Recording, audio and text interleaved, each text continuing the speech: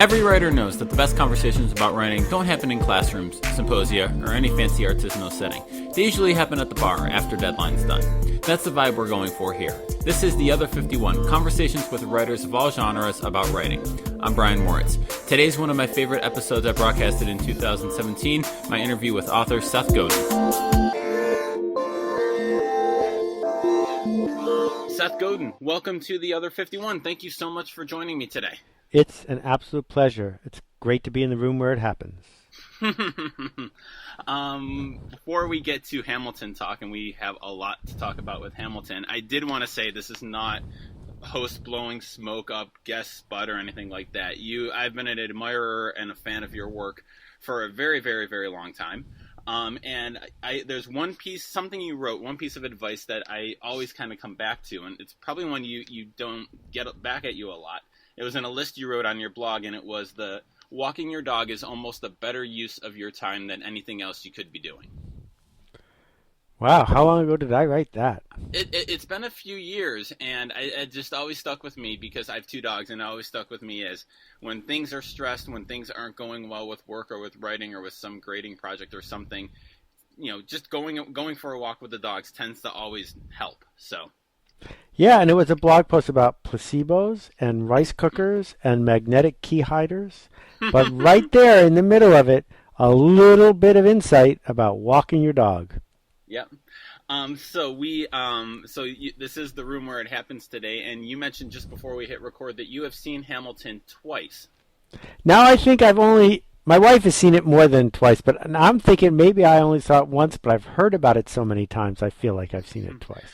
Right. Now, someone who hasn't seen it, and I asked this of somebody else who's been on the podcast who did see it, I didn't miss anything, right? Total waste of money, nothing to see here, right? Well, I think it depends on what your priorities are and how you engage with art. There's not a lot to commend the Broadway show in terms of being an efficient way to deliver anything to anybody. Mm-hmm. And so if you accept the boundaries of the Broadway show, the cramped theater, the difficult work rules, the conventions, then this is the most exceptional Broadway show since West Side Story in 1959. If, on the other hand, you want to look at it in a slightly less visceral way, I would think that the combination of the book and the soundtrack could get you pretty far. Well, my wife is a theater girl. Our daughter is already a theater girl, so we're fully on the first end of that. Then you gotta go. We've been trying to make a way for this to happen for a long time. So as someone who has seen the show, but also kind of very famously embraces disruption and embraces new ways of thinking and looking at it. Kind of from that perspective, what impresses you the most about Hamilton as a show?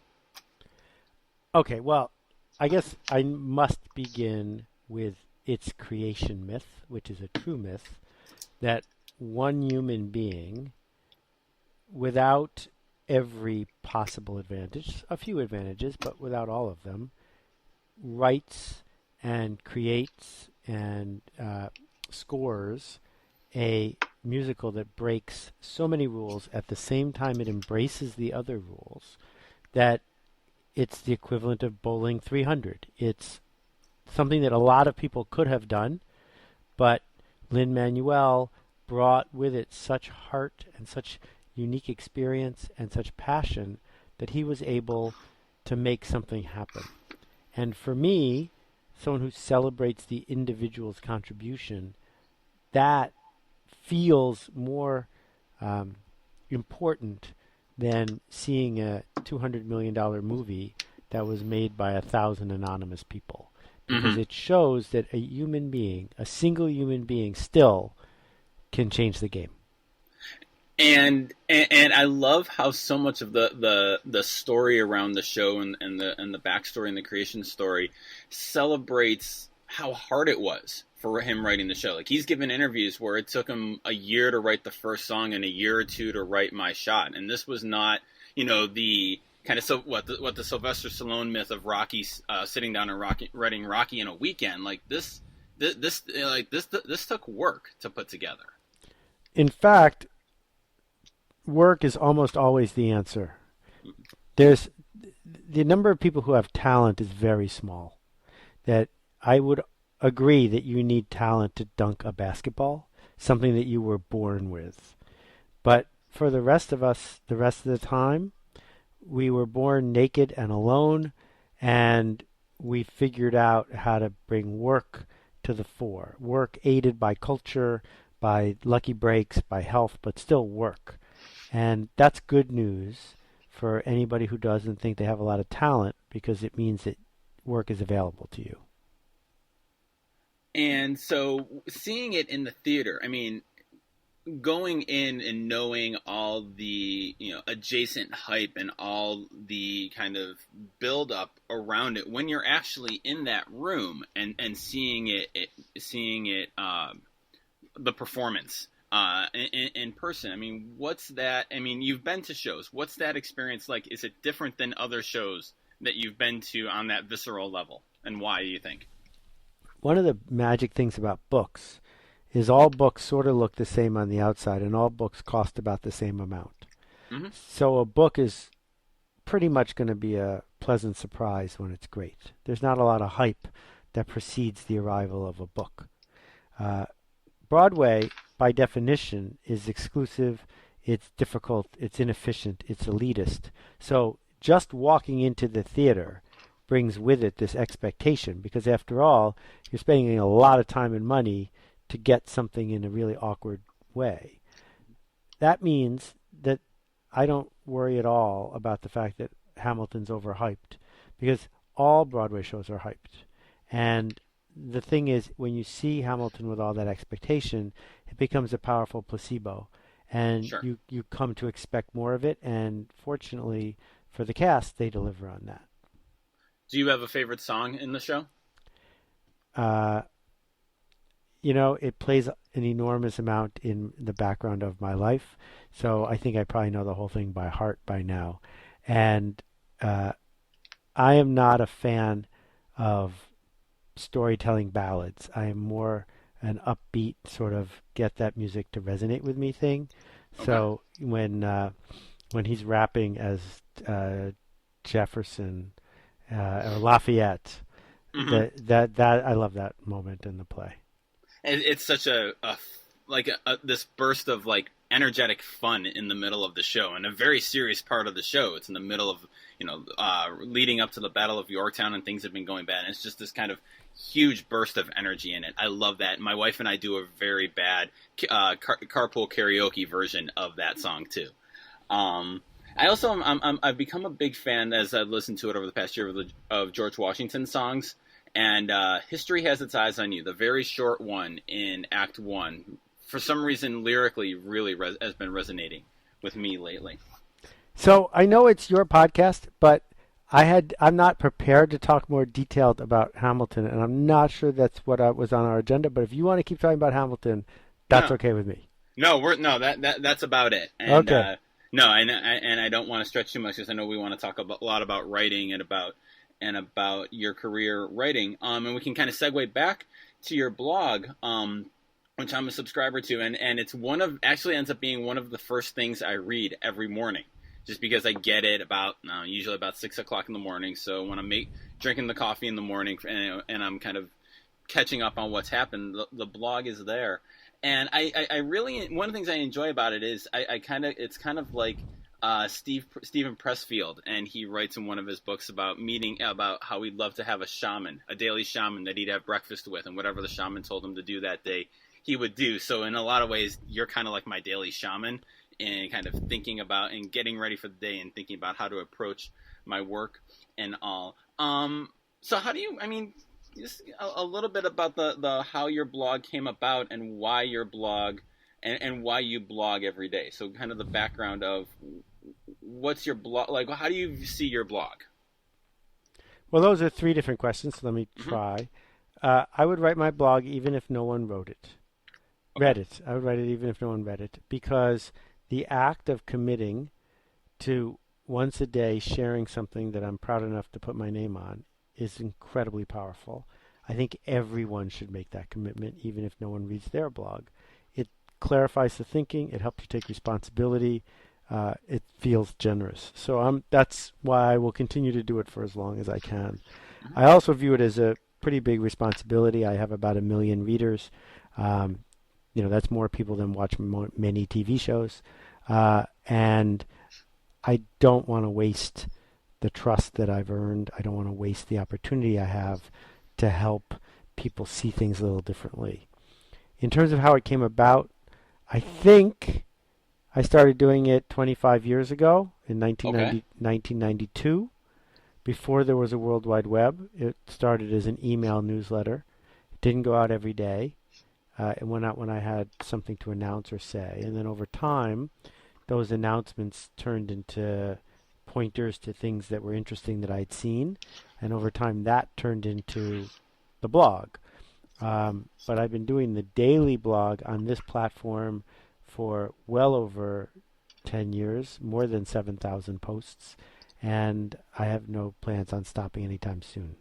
So do you write these posts every day, like the day of or the day before? Or are they collected, or how's that? What's that magic like? Yeah, it doesn't matter. And Okay. It's not magic, but it doesn't matter. People should just write. Okay. And what is that? I mean, you talk about that act of that, how it's powerful to have that act of committing to writing every day. And why? I'm wondering if you can expand on that a little bit. What's so powerful about that act? It's interesting. If you talk to someone who didn't eat lunch today or yesterday, they'll go on and on about how busy they were. They couldn't even eat lunch. And for the next 4 hours, they'll be thinking about the fact that they missed lunch. Well, we know from a physiological point of view that you can quite happily miss lunch without starving to death. Right. Lunch is a habit. And as a result of having this habit our whole lives, we tend to eat lunch.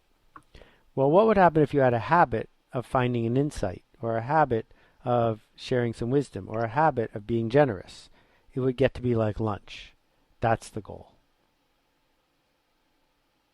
And so you, and one thing I know I've listened to enough of your talks and read enough of your stuff to know, we talk about writing on this podcast, but you talk a lot about shipping. And so like the difference, not just writing every day, but publishing every day. And is that an important distinction, do you think? A huge, huge distinction.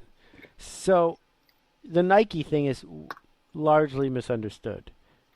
Just do it doesn't mean what the hell, do it anyway.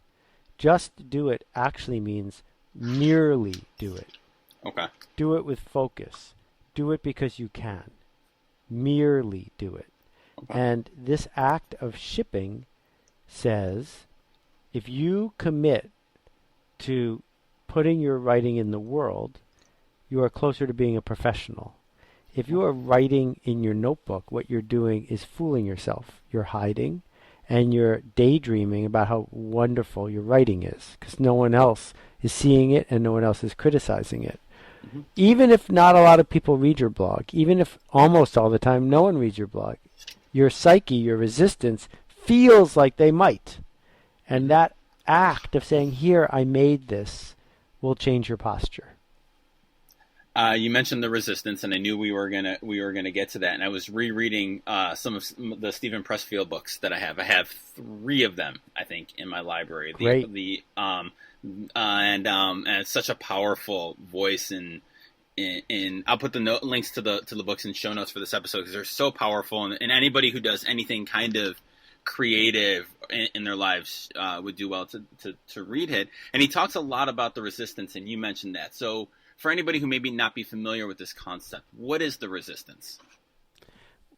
Well, full credit to Steve. I mention him every time I talk about it. He calls it resistance. I call it the resistance because it rolls off the tongue better. Okay. It is an artifact of your amygdala, your lizard brain, the voice in the back of your head that wants to hide. That the wild animal in us, and we all have one, it's about the size of 2 almonds, is in charge of revenge and anger and safety. And it is the voice in your head that doesn't raise your hand at the end of a lecture when someone says any questions. It's the voice that gets you to change your outfit 3 times before you go on a date. It's the voice that tricks you into thinking you have writer's block. the resistance gets stronger the closer you get to making a difference. It gets stronger the closer you get to being noticed. And it is wily and powerful and subtle, and it affects everything we do every day. And my argument, which is a little different than Steve's, is you can't make it go away. The fear never goes away, but you can learn to dance with it. You can look forward to that feeling and turn that feeling into fuel, because it's evidence that you're on the right track. So you still you still deal with this, right? Every day. So I'm wondering that, like, you know, to use it as fuel and dance with it. So, you know, as you like stare at the blank page or figure out like that, okay, that's a cliche, we shouldn't use that. But whatever you're trying to do, when you feel feel resistance, first of all, let's back up a little bit. So when you feel resistance, you personally, or like people that you talk to and talk to you about it, what does that feel like? What is, like, how do you know you're dealing with the resistance?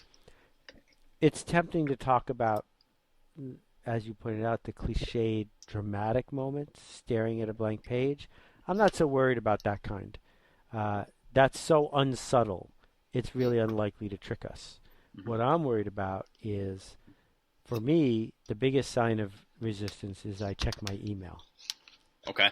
Because checking my email feels productive. Checking my email feels generous. I can check my email for an hour, answer the emails of 30 people. They'll all be grateful. I took the time. I feel like I accomplished something, but I've done nothing but hide. And that, in fact, looking at a blank page is probably a much better use of my time, because then I'm only a keystroke away from actually doing my work. Okay. When we think about people who say, I can't do that, my boss won't let me, that's the resistance talking. Okay. Because there are people in your organization that did buck the bureaucracy, that did do the right thing, that did stand up and didn't get fired. But it's easier to just say, well, it's against our policy, I can't help you. That's the resistance talking. The resistance is what enables every bureaucracy to exist. The resistance is what keeps people from voting in elections, because they don't want to be responsible. So that's where we need to look at for it, in the corners.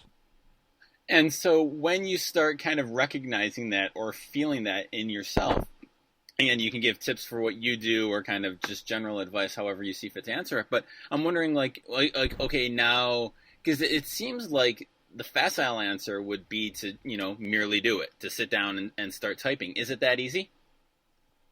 Oh, it's not easy at all, but it's sort of simple. Okay. The most important thing is to not seek reassurance. Okay. Reassurance is futile. And the reason reassurance is futile is there are people around you who will reassure you because they like you. But they will never be able to give you enough reassurance, because you need an infinite amount of reassurance. That the closer you get to the important work, the more reassurance you need. And it's not available. So we begin by agreeing with ourselves not to whine and not to seek external reassurance. And then the second thing we do is we announce to ourselves that we've chosen to be a professional. Okay. That's important, because plumbers don't get plumber's block. There's nothing, writer's block is a made-up illness. It doesn't exist. It was invented in 1930. You can look it up. Okay. Actually, it was invented. It was in the media. It started showing up in books in 1930. It was invented by Percy Shelley, Mary Shelley's husband, the woman who invented Frankenstein. He was a hack poet who had one good poem in his whole life, but he wrote an essay, basically inventing writer's block and saying, if you're blocked, it's because the muse isn't showing up. You can't handle it. You should go do something else for a living. And that caught on because the resistance loved that idea. Mm-hmm. It's all made up. There is no such thing. We are manifesting a certain kind of fear because we live in a culture where writing is an easy way to get in trouble. It's an easy way to get rejected. It's an easy way to fail. And so we concoct this whole idea that I'm not in the mood, it's not the right emotional moment, and we find something else to do with our time. Well, the thing we have to do is train the resistance to learn that the more it complains, the more we're going to write. And once the resistance figures that out, it doesn't complain quite as much. That's actually I've been thinking about this in my own blog and my own writing, and how, like, I think for myself, not to turn this into a mini therapy session, but for myself, it almost feels like the resistance is, well, I want this to be really good and meaningful, right? It has Of that, course. like, putting that weight on it, that I don't want to just publish something on my blog every day just to have something on there. I want it to be big and meaningful and important. And Perfectionism is the best friend of the resistance. yes, and trying to kind of overcome that, and it's, again, quoting Pressfield. You do the work. That's the point. Like, you get to do the work, and not entitled to anything else from that. So let's talk a couple things about this perfectionism. Okay. Number one, I don't know if you're a jazz fan, but Yes. I hope we can agree that Kind of Blue is one of the most important jazz albums of all time. No question. It took 4 days to record, maybe 3, and there are missed notes. So the question is, would it have been a better album if Miles had taken 3 months? Probably not. No. Definitely not. There's no doubt. If you make pacemakers, please be perfect. But if you make the work that we make, perfect isn't the goal. Perfect isn't the point. As soon as you say that out loud, it's obvious that every classic book could have been a little better. Every one of them could have been edited just a little more. But that wouldn't have made them better. It would have just made them late. So Okay. the second half of this, what I say to people who tell me they have this block is, you tell me you don't have enough good ideas.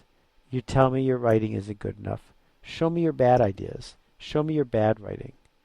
If you commit to a lot of bad writing, sooner or later some good stuff's going to slip through. You won't be able to stop it. If you commit to regularly and persistently writing down and creating ideas, the worst ones you can think of, sooner or later some good ones are going to slip through. I rarely run into people who say, I have a lot of writing, how do I make it better? What they say to me is, I don't have any writing. I have a block. And they want reassurance. And I don't give them reassurance. I say, just make more bad writing. It's a great lesson. It's a great lesson for me to hear. A great lesson for my students that I tell them to kind of. I teach a lot of journalism courses, and so often I will tell students get caught up with the start of a story and how they're going to start it, and they kind of get that block. They kind of get frozen on it, and I always tell them, just start writing. Start writing in the middle of it. Start writing in the wherever, and just the more you make, the more you can go back and edit and make it better. But you got to at least start somewhere, and the act of writing it kind of gets you go. It kind of gets that river flowing almost, and kind of gets something out, and which is the goal. Exactly. So most of your students are terrible writers, and the fact is that some of them have had their appendix out. When they got their appendix out, they didn't have it removed by a doctor who was removing her first appendix. Right. It was a doctor who was on her 1,000th operation. Mm-hmm. That's the goal. The goal is to have your appendix removed by someone who's done it 1,000 times. Mm-hmm. So what I would say to a mediocre writer is that the only way you're going to stop being a mediocre writer is to write more. So don't worry about handing me a good essay. Just hand me an essay and do it fast, and then do it again. Why are and I'm interested in this topic because one of the classes I teach is media economics, and as we're recording this, we're in the middle of talking about the current states of print industries, and we're getting into the publishing industry and the book industry. Why are books, actual physical books, such an important part of kind of your work and your career? Well, I'm so glad you're teaching that course. I hope you'll have them read the posts I wrote on the Domino Project about this. I will. It's a long, complicated story, so let me try to do small versions. It took 500 years to create and polish this form of media. It is the most long-lasting, most efficient, most easily shared in its entirety medium we've ever had, and it's going away. But right now, for most people over 20 years old, it has a Proustian impact on us. holding a book reminds us of other times we've held a book. It reminds us of Dr. Seuss, or it reminds us of learning a new idea, or it reminds us of the moment we had some sort of insight. To be able to capture all of that mimetic value for something that you can print for $2 is magical. And so for me, who made a living chopping down trees and making books for 25 years, all of that is present. I am well aware that most people on Earth don't want that anymore. And I'm sad that it's fading, but that doesn't mean I don't love it. And what I find interesting when we talk about books in my classes and teaching 18 to 21-year-olds is that for all their digital, like everything they do digitally, most of them still prefer traditional books, hard copy, paper books, or printed books to e-readers, or reading it on their devices. And I find that really interesting and oddly reassuring. That it's not really reassuring. Okay, here's the problem. The problem is the Kindle stopped being developed 5 years ago, and the Kindle is a sin against literature. It should be so much better, so much more powerful, social, smart, engaging. It's none of those things. What it did was take the book and make it into a pale imitation of the book. Right. And as a result, it makes other things like email and chat more attractive compared to a digital book. So when someone's forced to read, they'd rather read a book than a Kindle book, because at least it has some value. But in the long run, what we're going to see among your students is fewer of them are going to grow up to be the kind of people who read a book a week. Mm. And talking about education, one of the things that I've heard in your talks that I love is the idea of we should be getting students to solve interesting problems in interesting ways.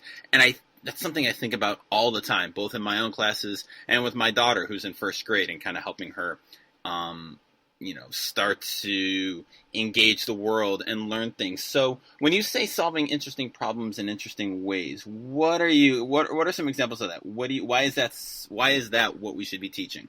Well, I don't even care if they solve them in interesting ways. Okay. I just want them to solve interesting problems. Okay. Here's what school is. School was built by people in power who ran factories to train kids to be compliant cogs in an industrial system, to sit still for 8 to 12 hours a day and do what they're told. That's what it's for. It's its stated function.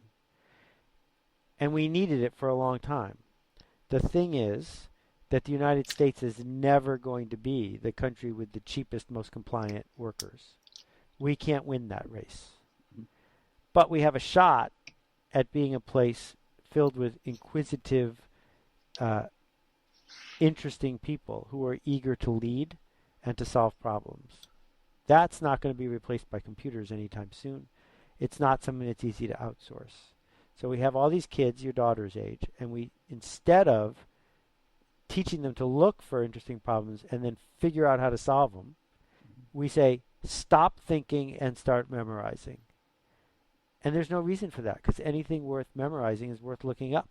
Mm-hmm. And so what we're doing is, one by one, over a 12-year period of time, dumbing down every kid we can get our hands on, instead of asking the critical question, which is, what is school for? And that question, if enough parents asked it, would lead to a revolution. So for you, what's school for? To teach kids to solve interesting problems and to lead. Okay. And if you as a parent think it's for something else, speak up. But right now, what it's for is train compliant cogs for the industrial system. Yeah, I see that. It does drive me crazy with a lot of my students in college who are used to that system, and get an assignment in a writing class or a journalism class, and not all of them, but often enough, it will be they will ask for a lot of guidance, and they will ask for a lot of structure to it. And I have become very comfortable in giving them very limited assignments and saying, basically, figure it out. And because right. to me, and you know what the worst thing they say is, by far, is, will this be on the test? Right. I hate that. I hate that, because it says, I have no interest in actually learning anything. I have no interest in finding an interesting problem. I have no interest in leading. I merely want to get through this at the lowest possible cost. Will this be on the test? And so I refuse to engage with that question because it's buying into a shortcut that makes life easy for teachers, but robs our students. What's the best thing you've read lately? Oh, I don't know. I read a lot, and Okay. If you ask me what's the best time travel science fiction story, I would say Replay. If you ask me what's the best book on how we engage in the workplace when we don't know what to do, I'd say it's Keith Johnstone's book Impro.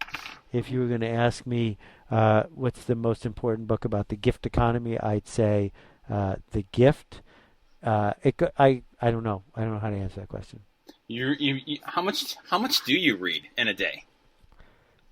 That's pretty much what I do when I'm not making videos and stuff. People send me a lot of books. Most of them are terrible. And I keep looking for books that I missed because when I discovered The War of Art, it was 7 years after it came out. And I was like, why wasn't I informed? Why didn't anyone tell me about this? I hope that there are more books out there like that.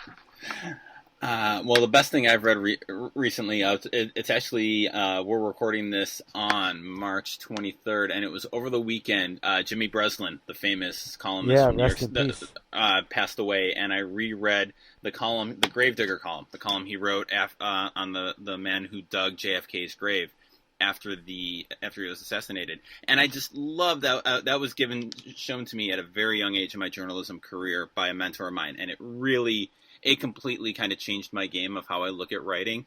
And I just love the backstory of it, which is probably apocryphal in a way, but Breslin goes down to Washington to cover the funeral, and it's the big state funeral with all the important people, and everyone's writing the important stories with the big people. And he turns to Art Buchwald and goes, you know what, I'm going to write a column about the guy who dug his grave. And he went and found him, and he wrote it. And it's the lasting piece that a lot of us remember a lot of people remember from that time. It kind of is held up as one of the best newspaper columns ever written.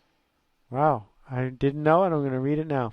Excellent. Well, Seth, thank you Clifton again. Clifton Pollard is his name. Yes, exactly. And he made $3.01 an hour, and he had bacon and eggs for breakfast that morning. There you go. The details just that in the writing just are incredibly sticky to me from that. So right. Seth, if people want to get your daily blog, how can they find it? Type Seth into Google, and there you go. Awesome. Thank you so much for joining me today. A pleasure. Go make a ruckus, Brian.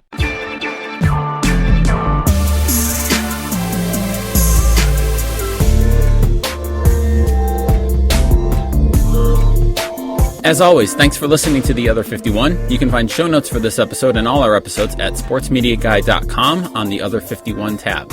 You can subscribe to the show wherever you get your podcasts. I can highly recommend Overcast for this. Our theme music is by Ellie Moritz.